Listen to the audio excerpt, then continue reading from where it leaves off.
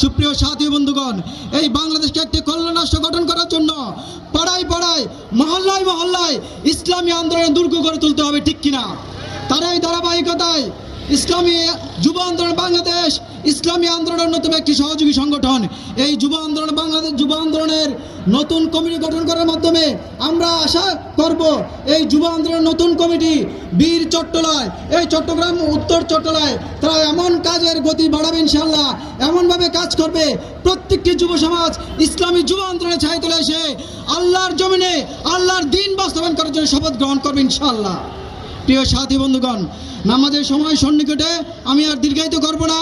2023-24 ইসলামী যুব আন্দোলন বাংলাদেশ চট্টগ্রাম উত্তর জেলার কমিটি বিলুপ্ত ঘোষণা করছি। সাথে সাথে 2025-26 শাসনের জন্য ইসলামী যুব আন্দোলন বাংলাদেশ চট্টগ্রাম উত্তর জেলার জন্য আমি নতুন কমিটি ঘোষণা করব।